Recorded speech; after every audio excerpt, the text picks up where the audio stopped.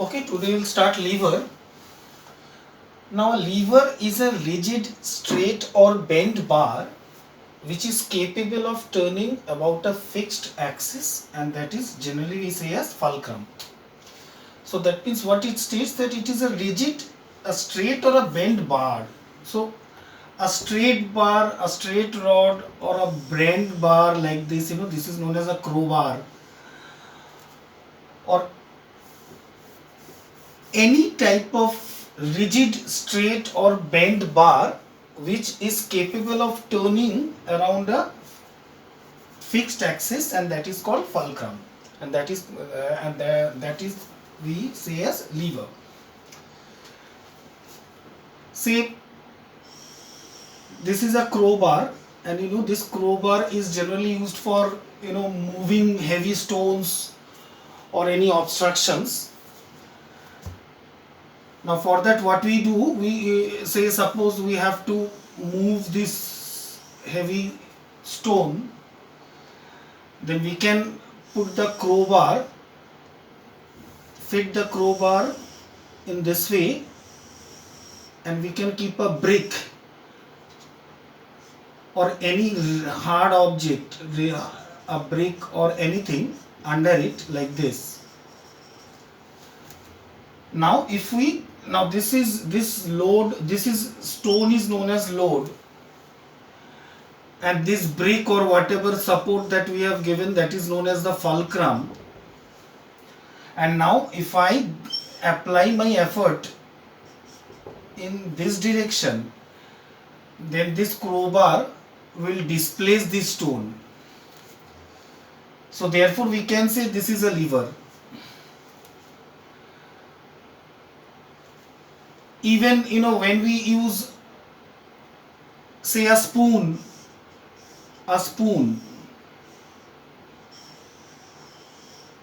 now to open a lid of a tin, generally that we generally sometimes when the lid of the tin is not getting out, generally we fix this spoon here, and then we can open the lid of the tin, so that also acts as a lever. So there are various types of lever, but anything which is straight or bent bar and which can turn on a fixed axis, and that we term as lever. Now there are three categories of lever, three classes of lever, and we generally say that is a class 1 lever, class 2 lever and class 3 lever. Okay, so this is class 3 lever, or we also say first class, second class and third class lever. Now this different categories of lever is actually depending upon the position of their fulcrum, load and effort. Now with respect to the position of fulcrum, load and effort, these levers are classified as first class, second class or third class lever. Now if the fulcrum is between the effort and the load, then that class we say as a first class lever. For example, a scissors, a pliers, all these are first class lever. Scissors, this look like this. This is a blade of the scissor. So I say this is the fulcrum. Here we are using the effort, and whatever we are cutting the pieces, that is the load. So therefore fulcrum is between effort and load, and that is class 1 lever, and that is scissor. Similarly, pliers, pliers is also a first class lever. It look like this, pliers. So pliers is used for loosening or tightening of nuts and bolts. So both of these are first class lever, and we will talk about this too later. The difference in this for the two first class lever is their handle, but in this case also, scissor has a shorter handle, but the plier has a longer handle. But in both case, fulcrum is between the load and the effort. So fulcrum is between. So fulcrum is between the load and the effort, that is class 1 lever. If the load is between the fulcrum and the effort, that we say as class 2 lever. Okay, so like nutcracker and wheelbarrow. Nutcracker, you know that nutcracker, that we generally say supari cutter. So in a nutcracker, nutcracker is generally, we have this way, and this is the handles, and we generally keep the nut here and we give our effort here, press the handle and it cuts the nut. Okay, and generally nutcracker, the fulcrum is joined here. Okay, so here you have fulcrum, it can open like this, we keep the nut and then we cut it. So fulcrum, and this is the load and this is the effort. Similarly, in case of wheelbarrow also, if you see wheelbarrow, so wheelbarrow, here you have the wheel in front and we have the two handles here and we have the legs here in the wheelbarrow. We keep the load here, so this is the load, the wheel act as the fulcrum and there is the effort. So this is also a second class lever. Okay, so class 2 lever, nutcracker, wheelbarrow, etc. And if the effort is between the fulcrum and the load, then we say that is class 3 lever. So sugar tongues, knife, all these are example of class 3 lever. Sugar tongues, generally that is we say as chimta. So it looks like this. These are tongs. So there are many types of tongs, sugar tongs, fire tongs. So we generally, put the load here to press something or, hold something, say a sugar cube or a charcoal, heated charcoal. So that's called fire tongue. So this is the load. We press here. Okay, we press here. So this is the effort and this is the fulcrum. So this is sugar tongue. So that is a class 3 lever. And similarly, in case of knife also, if you see knife,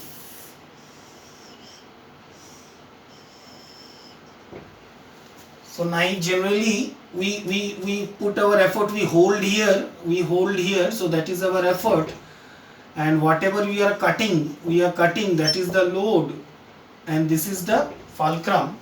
So we can say knife is also a class 3 lever. So understand, so these are the 3 classes of lever. So in the first class, the fulcrum is in between the effort and the load. So it is not necessary that fulcrum or load or effort has to be exactly in the middle. It is not necessary. Fulcrum can be here also, fulcrum can be here also, but it should be between effort and load. So that is the first class lever.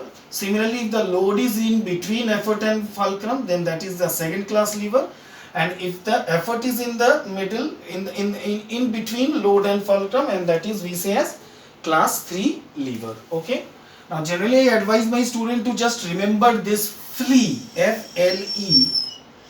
So you can remember about first class, second class and third class lever. So that means FLE means this should be in the middle. So when I remember FLE, F-L-E, so if F is in the middle, that is class 1 lever. If load is in the middle, that is the class 2 lever. And if the effort is in the middle, that is class 3 lever. Okay. So that is about the types of lever. Now, principle of lever. Now, a lever works on the principle of moments. I hope all of you remember the principle of moments. And what it states? It states that in equilibrium, the sum of the total clockwise moment is always equal to the sum of the total anti-clockwise moments. Okay. If you take the example of first class lever, say a beam balance. If you remember, beam balance is also a physical balance, that is also a first class lever. Now this is the load and this is the effort. Now due to this load, the moment of force is in this direction, it is turning in this way, so that is, we can say it is clockwise, right, clockwise, and due to this effort it is turning in this way, so I can say this is anti-clockwise. And if you know moments, if you remember moments or torque is equal to force into perpendicular distance from the axis of rotation, force into distance from the axis. So I can say this force means load. You have seen before, load is the resistive force, effort is the force applied. So I can say here this load is the force and the distance of the load from the fulcrum is this. So generally we say this as the load arm. So what is load arm? Load arm is the distance of the load from the fulcrum, and effort arm means the distance of the effort from the fulcrum. So we can say this is the effort arm and this is the load arm. Okay, understand? In the second class lever, you can say this is the effort at one end and fulcrum at one end. So this is the effort arm and this is the load arm. In the third class, you can say this is the load arm from load and this is the fulcrum. So this is the load arm. So load arm is longer and here effort arm is shorter. So this is effort arm. In the second class, what you have seen, effort arm is longer and this is load arm. And in the first class, the effort arm and the load arm can be equal, may not be equal. It depends upon where the fulcrum is located. If it is located exactly in the middle, then we can say that load arm is equal to effort arm. But if the fulcrum is here, suppose, then you can say that the effort arm is shorter and then the load arm will become longer. Now if the fulcrum is here, then what happens? The load arm is shorter and the effort arm is longer. Okay, so this is about load arm and effort arm. Okay. Now what we are talking about? We are talking about the clockwise and anti-clockwise direction.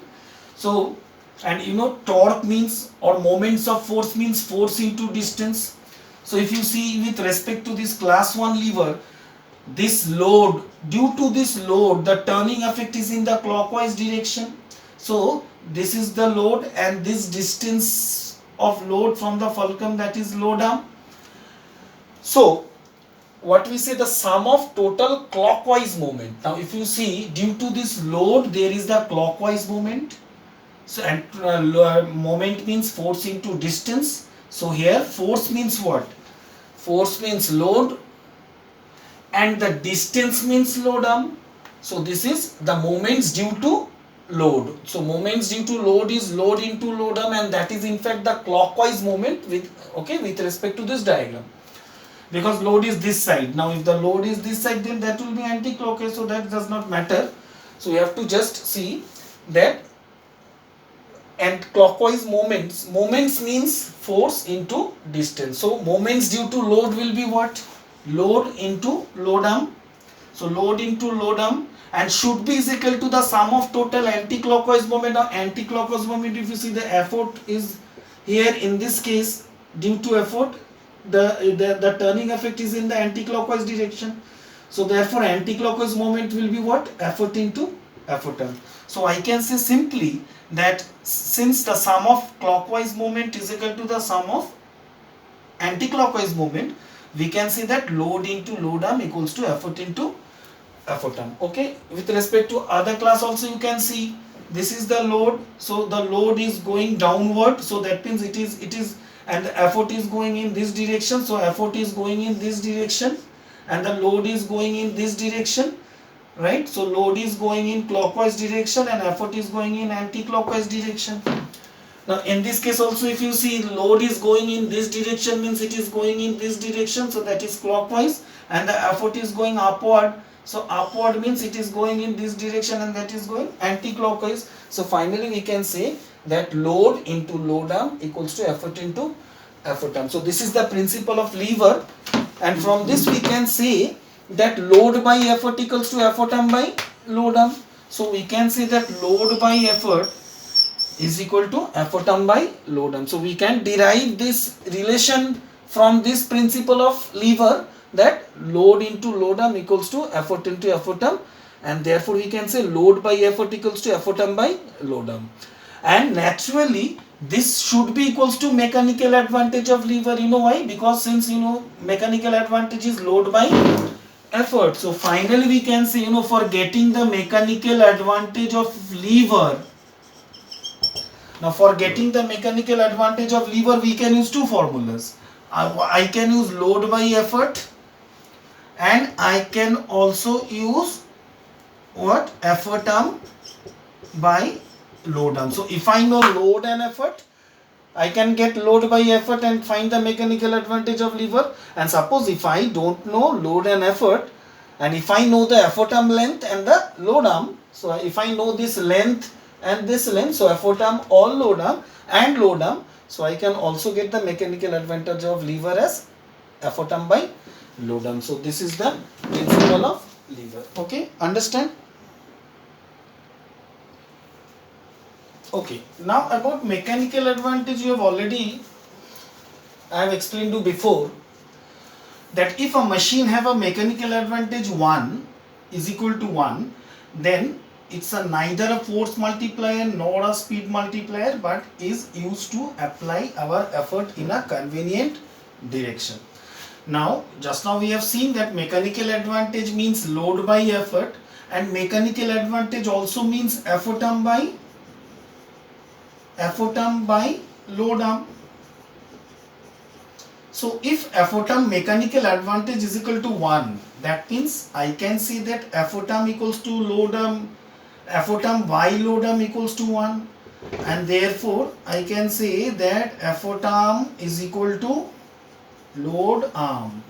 So you can understand when the mechanical advantage will be 1, when the effort arm is equal to load arm. And when can it happen? When the fulcrum is exactly between the load and the effort. Okay, now you can say an example of a seesaw. When the fulcrum is exactly between, and a person is and person B is sitting here and here, and both of them can easily lift one another by applying a force in a convenient direction. So A gives a force in the downward direction and B goes up, and similarly B gives a force in the downward direction and A goes up. So that is, it is applying our effort in a convenient direction, and the mechanical advantage is equal to 1. Okay, understand? Now again, you also know that if the mechanical advantage is greater than 1, then it is acting as a force multiplier. So it is acting as a force multiplier.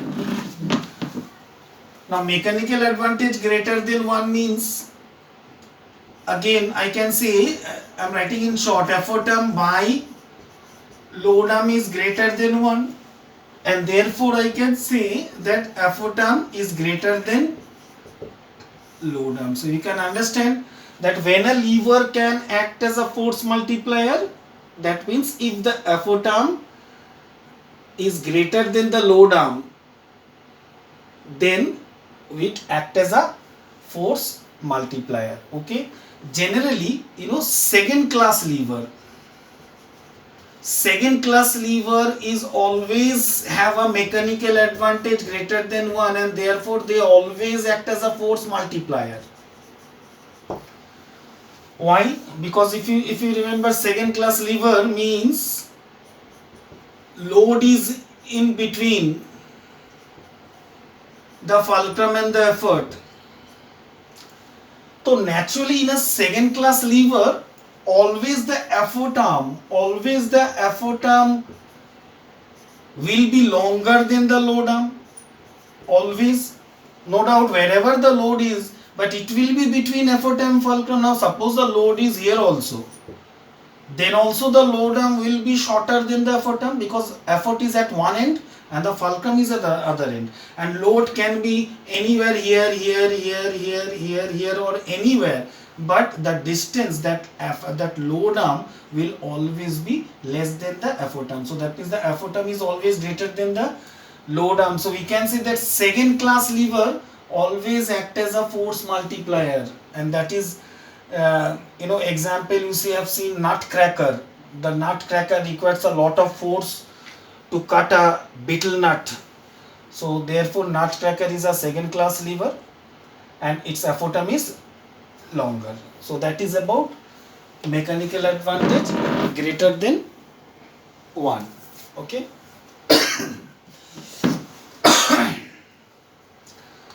Now again, if the you also know this key, if the mechanical advantage is lesser than 1, then generally it acts as a speed multiplier. Now mechanical advantage less than 1 means, again, effort arm by load arm is less than 1, and therefore I can say effort arm is less than load arm. So that means what? If the effort arm is shorter than the load arm, then always it acts as a speed multiplier. So now example is a third class lever. Third class lever always act as a speed multiplier. Like the second class lever always act as a force multiplier. Why? Because in the second class the effort arm is always greater than the load arm, and similarly in third class lever always act as a speed multiplier, because in this case the effort arm is always shorter than the load arm. So that is a third class. Okay, it's like sugar tong or a fire tong, that is a third class lever. So it looks like this. So this is the tongs,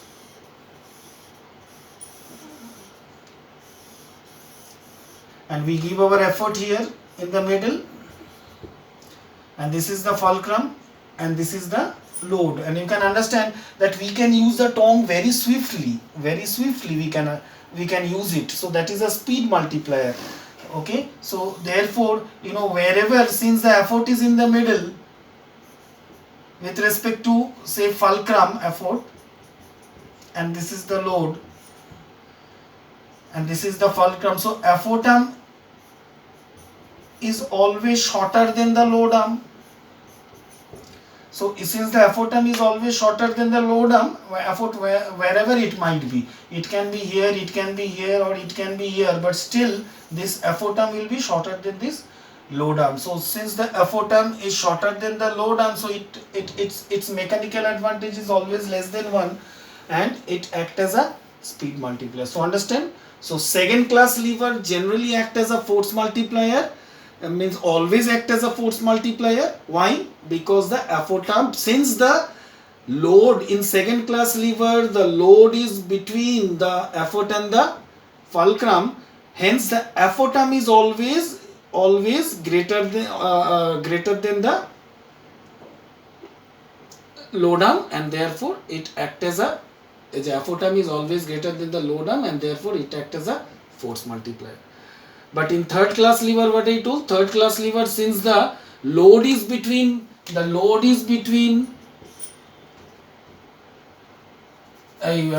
the third class, where is third class, the effort is between the load and the effort, and therefore the effort arm is always shorter here. So this is the load and this is the effort. So effort arm is always shorter than the load arm, and therefore it always acts as a speed multiplier. Okay.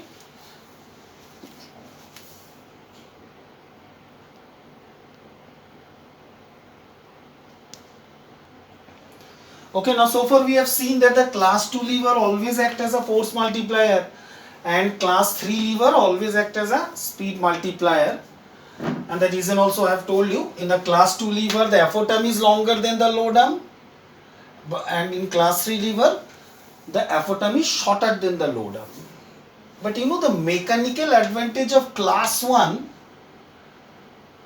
can be equal to 1, can be greater than 1, or can be less than 1, and therefore a class 1 lever can act as a force multiplier, can act as a speed multiplier, or can neither act as a force multiplier nor act as a speed multiplier, but can be used to apply the effort in a convenient direction. So anything is possible in class 1 lever. You know why? It's depending upon the position of the fulcrum. Now see here, if the fulcrum is exactly between, the load and the effort, like I told you in a seesaw,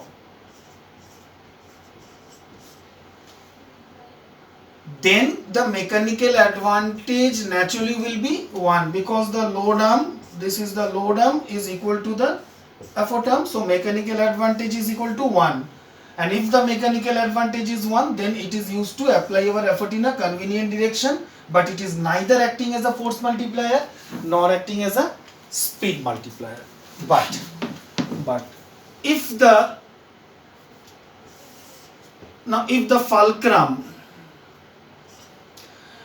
fulcrum is nearer to the load and farther from the effort, then you can understand, if the fulcrum is nearer to the load, although this is also a first class lever because the fulcrum is between, but here what happens, the load arm is smaller, is shorter, and the effort arm is bigger. So if effort arm is greater than the load arm, then effort arm by load arm is greater than 1, that means mechanical advantage greater than 1, and in that case the lever act as a force multiplier. Understand? And examples here, pliers. Okay, pliers. And pliers, pliers have a long handle, and the mouth of this mouth is shorter, and this is the fulcrum. So here you can see, and here we keep the load, so this is the load arm, and here we keep the effort, so this is the effort arm. So here the effort arm is greater than the load arm, so mechanical advantage will be greater than 1, and it acts as a force multiplier. And in case of pliers, a plier has to be force multiplier, because a plier is used for what?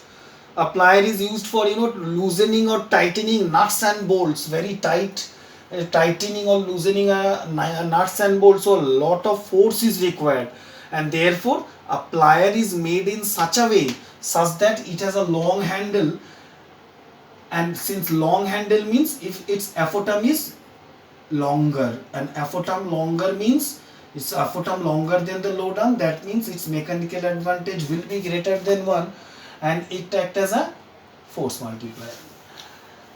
But you can understand now here also that if the fulcrum is nearer to the effort, in that case the effort arm will be shorter than the load arm.